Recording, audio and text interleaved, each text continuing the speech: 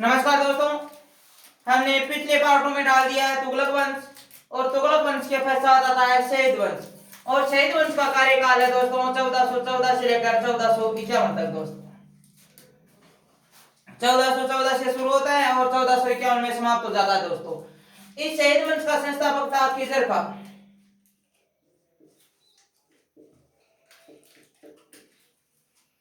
यह शहीद वंश का संस्थापक है। यह तैमूर के पुत्र था। एक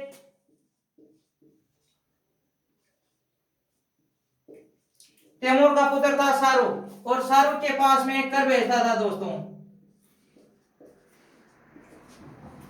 यह शाहरुख के पास में कर भेज रहा है। इसके अलावा यह सुल्तान की उपाधि नहीं धारण करता है। दोस्तों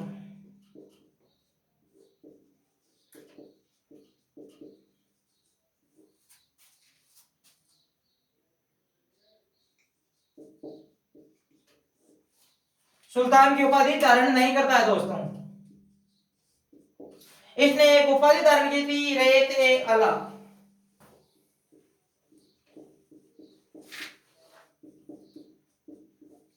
यह उपाधि धारण करता है। इसके पश्चात इसका एक बेटा आता है, उसका नाम है दोस्तों मुबारक।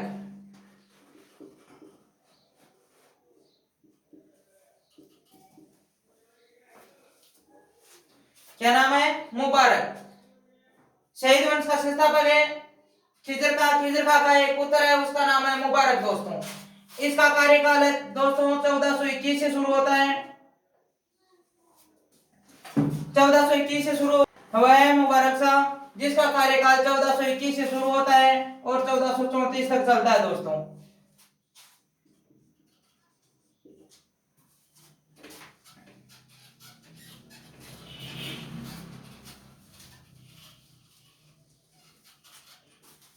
अब दोस्तों मुबारक शाह ने शासक बनते ही सुल्तान की उपाधि धारण की। दोस्तों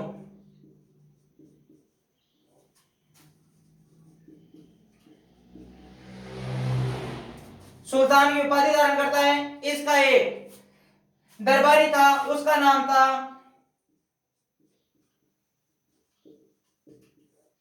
याहिया बिन अहमद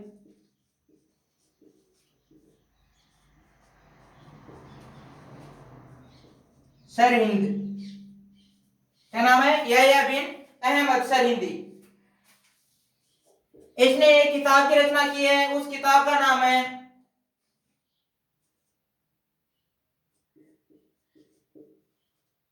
तारीख ए मुबारक शाही।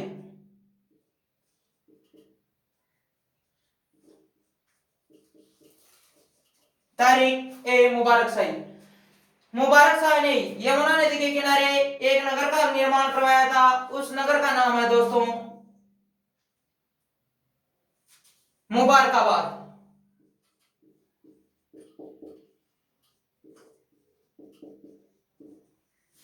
मुबारकाबाद। मुबारक शाह इस तारीख ए मुबारक शाही में लिखा गया है कि यह प्रतापी शासक था। दोस्तों क्या था? प्रतापी शासक था। सुल्तान की उपाधि धारण करता है। उपाधि धारण करने के पश्चात इसने एक नगर की स्थापना करवाई, वह है मुबारकाबाद। इसके पश्चात इसका एक पुत्र आता है दोस्तों, वह आता है 1434 के पश्चात।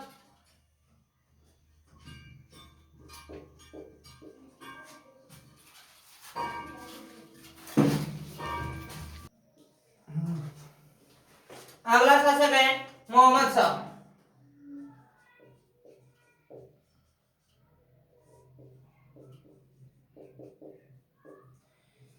यह मोहम्मद शाह अयोग्य था। दोस्तों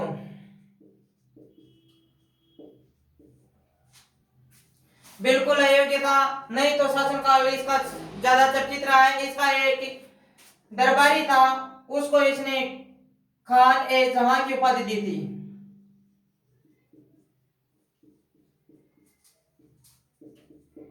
खान ए जहां की उपाधि देता है मोहम्मद शाह। इसी कारण इसका शासनकाल इतने लंबे समय तक चल सका, 34 से लेकर 43 तक। फिर अगला शासक आता है अलाउद्दीन आलम शाह।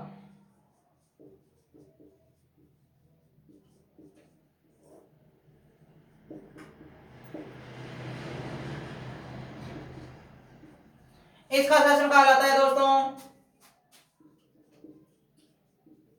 1443 में शुरू होता है और ज्येष्ठ 51 में खत्म हो जाता है दोस्तों। कहां तक होता है? 1443 में शुरू हुआ और 51 में समाप्त हो जाता है दोस्तों। 51 में समाप्त होने के पश्चात इसके बाद में इसमें एक कहावत प्रचलित हो गई थी दोस्तों कि दिल्ली का शासक अर्थात दिल्ली संपूर्ण भारत में इसका कब्जा था, लेकिन इसका अंतकाल केवल पालमपुर तक था दोस्तों। कि अलाउद्दीन आलम शाह का शासनकाल कितना बड़ा है, ओनली दिल्ली से लेकर पालमपुर तक नाम मात्र का रहा था। इसके पश्चात आसपास में लोधियों ने कब्जा कर लिया था दोस्तों। किसने? लोधियों ने कब्जा कर लिया और लोधी वंश की नींव गिर जाती है दोस्तों।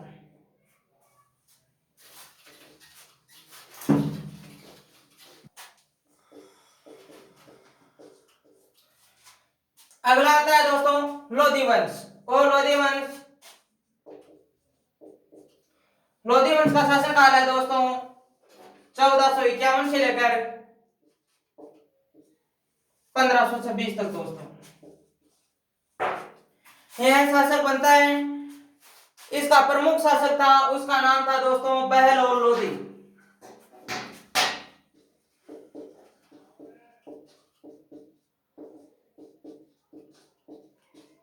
नाम क्या है दोस्तों? बहलोल लोधी। इसने शासक बनते ही सबसे पहले जौनपुर को जीता था दोस्तों। जौनपुर को जीतता है और दिल्ली में मिला लेता है दोस्तों। किस में मिलाता है? दिल्ली में मिला लेता है। इसने शासक बनते ही अपने नाम के सिक्के प्रचलित किए दोस्तों, जिन सिक्कों को बोला जाता था बहलोल सिक्के।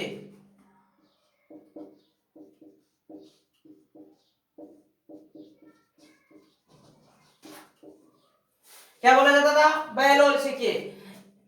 यह शुरुआती दौर में ही कट्टर सहिष्णु था दोस्तों।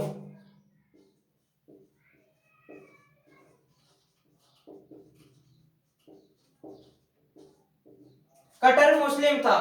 इसका शासनकाल 1451 से शुरू होता है और दोस्तों इसका शासनकाल सबसे अधिक वर्ष तक रहा था, 1438 साल तक इसका शासनकाल रहता है दोस्तों।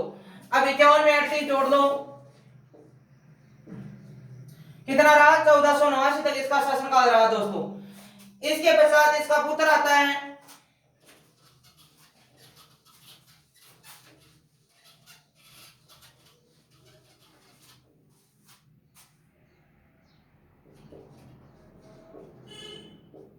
उसका नाम है दोस्तों सिकंदर।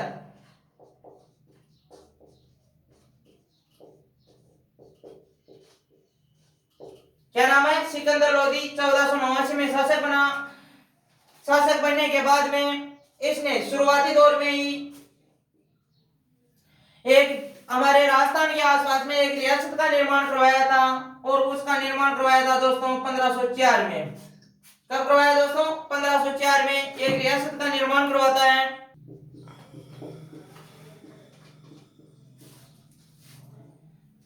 1489 से शुरू है और 1517 तक इसका शासनकाल है दोस्तों। इसने 1504 में एक शहर की स्थापना करवाई थी, वह शहर था दोस्तों आगरा। किसकी स्थापना करवाता है? आगरा की स्थापना करवाता है।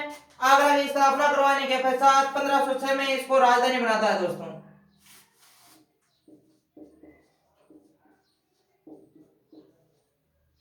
क्या करवाता है? 1506 में राजधानी बनाता है। यह सिकंदर लोधी एक ऐसा शासक था जिसने कुतुब मीनार की मरम्मत करवाई दोस्तों।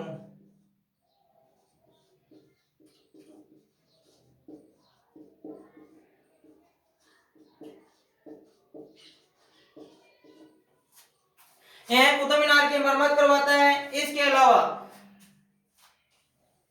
इसने हमारे यहाँ मान लो राजस्थान का मैटर को हो या कुछ भी, उसमें आता है कि जब सांगा शासनकाल में था तब दिल्ली का सुल्तान कौन था, तो वह आता है दोस्तों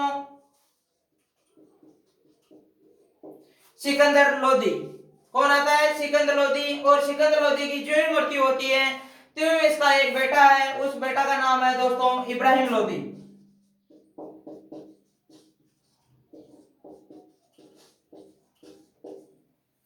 इब्राहिम लोदी है। और अब अगला शासक आएगा दोस्तों इब्राहिम लोदी, और इब्राहिम लोदी का शासनकाल है 1517 से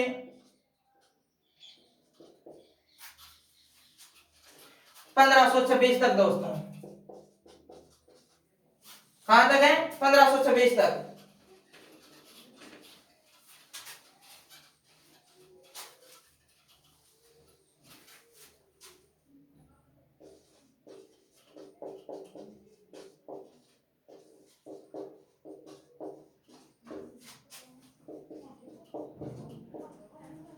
पंद्रह सौ सत्रह से 1526 तक दोस्तों। यह जो ही शासक बनता है इसके दो सूबेदार थे दोस्तों इब्राहिम लोदी के, और पहला सूबेदार था दौलत खां लोदी।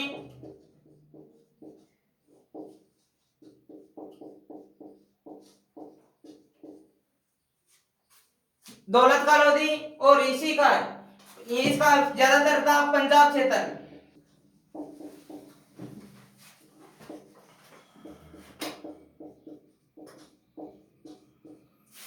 दूसरा है दोस्तों आलम खां लोदी।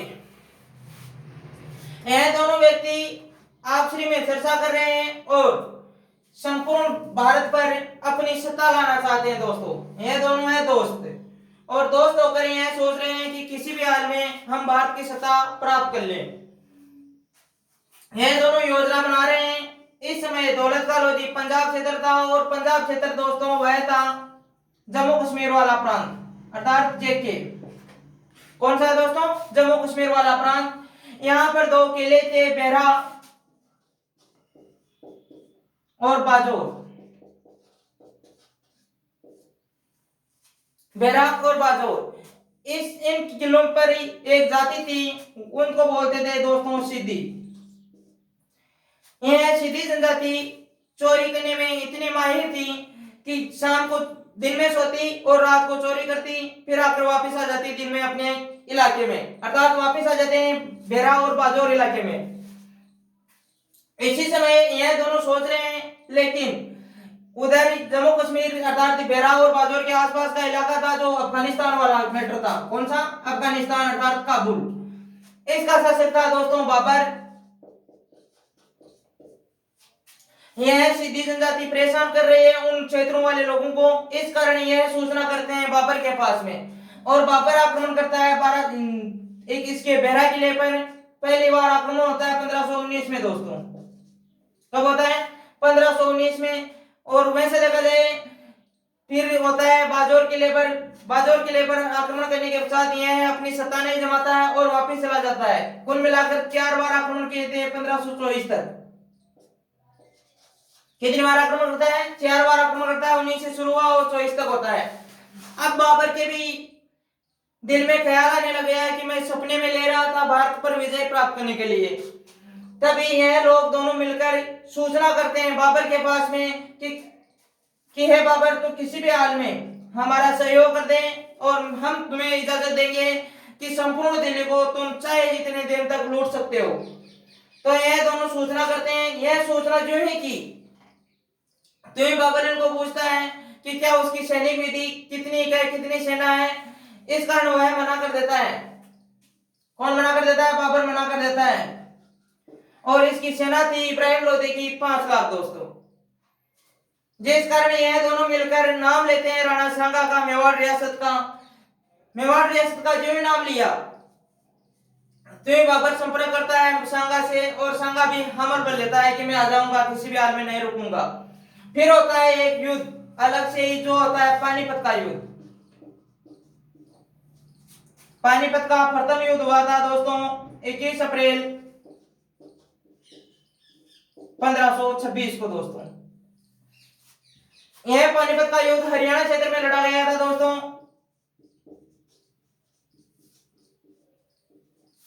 कौन सा क्षेत्र है? हरियाणा। हरियाणा में जो ही लड़ा गया तो ही इब्राहिम लोदी की मौत हो जाती है दोस्तों, और बाबर की विजय हो जाती है। इससे पहले इब्राहिम लोदी इसने हमारे मेवाड़ रियासत के राणा सांगा को भी फरमान भेजा था। राणा सांगा को भी परेशान किया था कि किसी भी हाल में राणा सांगा भी अपनी उम्मीदें अर्थात अपनी जागीरी क्षेत्रों को बढ़ा रहा था और इब्राहिम लोदी के भी मन में यही था कि मैं भी किसी भी हाल में अधिक से अधिक क्षेत्र बढ़ाऊं।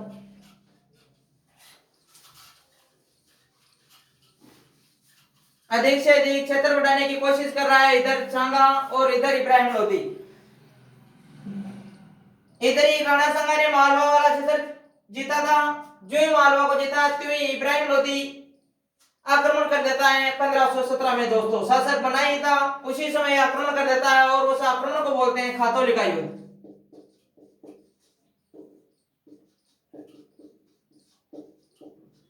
किसका युद्ध? खातौली का युद्ध। इब्राहिम लोदी की हार होती है और राणा सांगा की जीत हो जाती है दोस्तों। जो ही राणा सांगा की जीत हुई तब समूह और अर्थात संपूर्ण इंडिया में यह लहर फैल गई कि किसी भी कुछ ही दिन बचे हैं जो यह दिल्ली का शासक अर्थात दिल्ली के ऊपर सुल्तान होगा जो हिंदू होगा। कौन होगा? हिंदू।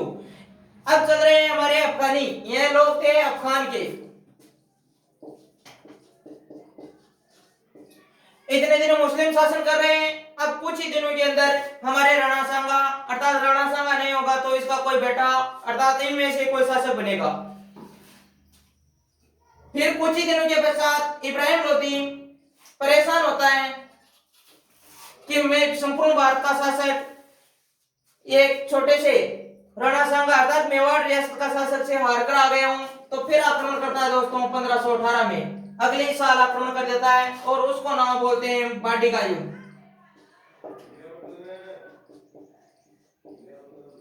इस युद्ध में भी राणा सांगा की संपूर्ण जीत होती है। दोबारा भी जीत हो जाती है। जीत होने के पश्चात इब्राहिम लोदी ने आस छोड़ दी कि राणा सांगा को हराना नामुमकिन है और फिर बाबर ने आक्रमण करके संपूर्ण भारत को जीत लिया।